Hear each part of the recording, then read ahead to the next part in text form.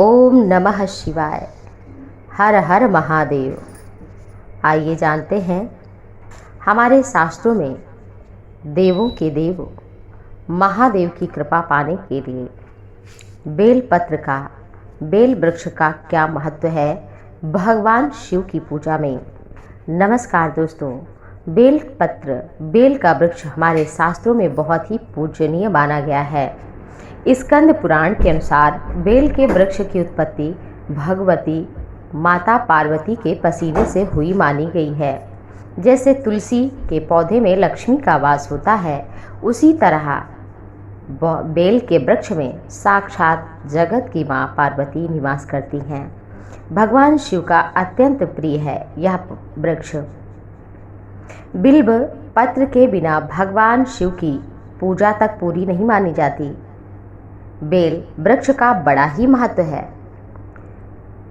मूलतो ब्रह्म रूपाय, मध्यतो विष्णु रूपिणे, अग्रतः शिव रूपाय बिल्व वृक्षाय नमो नमः। बेल के वृक्ष की जड़ में ब्रह्मा, मध्य में विष्णु, जड़ में ब्रह्मा, मध्य में भगवान विष्णु का वास होता है।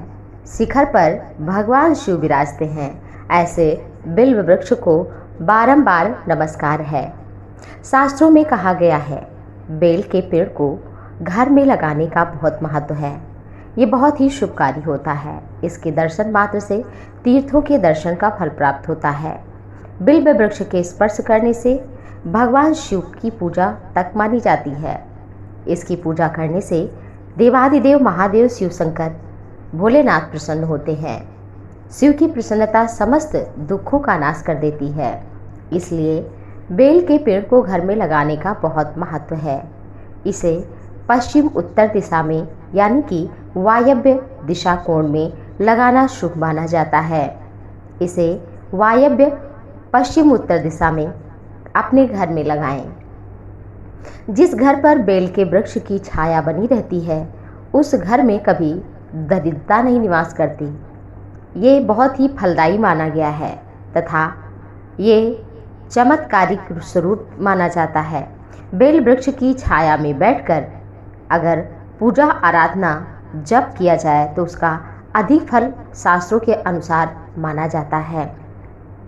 अष्टमी, चतुर्दशी, प्रदोष, श्रावण माह, माघ मास, सोमवार या इसकी पूजा कभी भी किसी भी दिन करने से भगवान शिव प्रसन्न होते हैं। इसकी पूजा करने से घर में क्लेश नहीं रहता तथा विद्यार्थियों को विद्या प्राप्त होती है तथा जिनके घर में उन्नति प्रगति नहीं हो रही है उन्हें भी बिल्व वृक्ष की पूजा प्रतिदिन करना चाहिए। दाम्पत्य जीवन की बात हो, संतान प्राप्ति की बात हो, संपूर्ण में ये सुख प्रदान करता है। इसकी जड़ में विभिन्न प्रयोगों से लाभ प्राप्त किए जाते हैं। बिल्व वृक्ष में एक लोटा जल चढ़ाने से सारे पाप ताप तक मिट जाते हैं। इसकी जड़ की मिट्टी को जो मस्तक पर लगाता है उसका अमंगल दूर हो जाता है। ऐसे में बिल्व वृक्ष का बहुत ही महत्व है। बेल वृक्ष के तोड़ने की बात करें तो कभी इसकी टहनी नहीं तोड़ना चाहिए।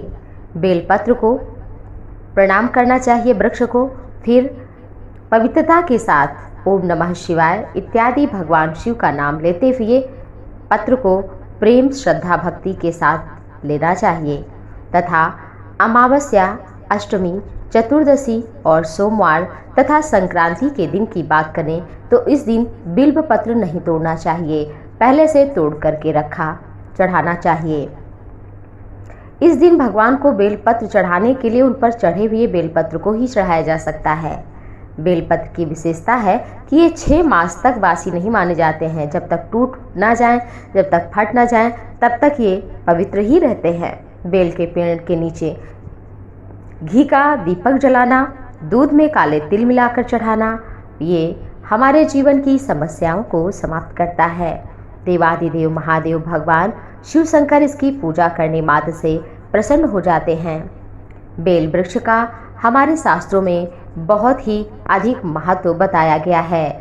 जितने तीर्थ हैं उन सब के स्नान का फल केवल वृक्ष के नीचे स्नान करने से प्राप्त हो जाता है। साक्षात शिव का स्वरूप माना गया है।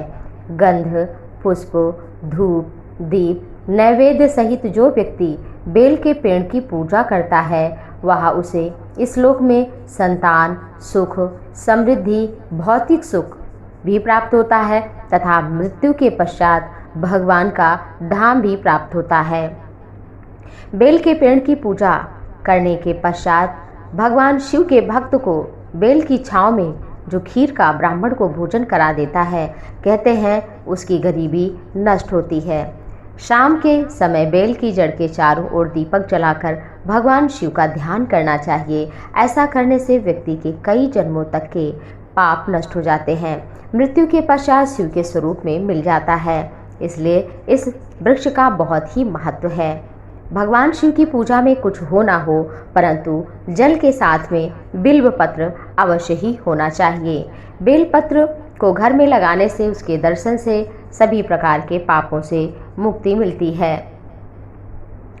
अगर आप सभी भी भगवान शिव की कृपा पाना चाहते हैं तो अवश्य इसकी पूजा करें। भगवान देवादिदेव महादेव शिव शंकर आप सभी पर अपनी कृपा बरसाते रहें। इसी शुभकामना के साथ कर्पूर गौरम करुणावतारम संसार सारम भुजगेंद्रहारम सदा वसंतम हृदयारविंदे भवम भवानी सहितम नमामि। नमः पार्वती पतये।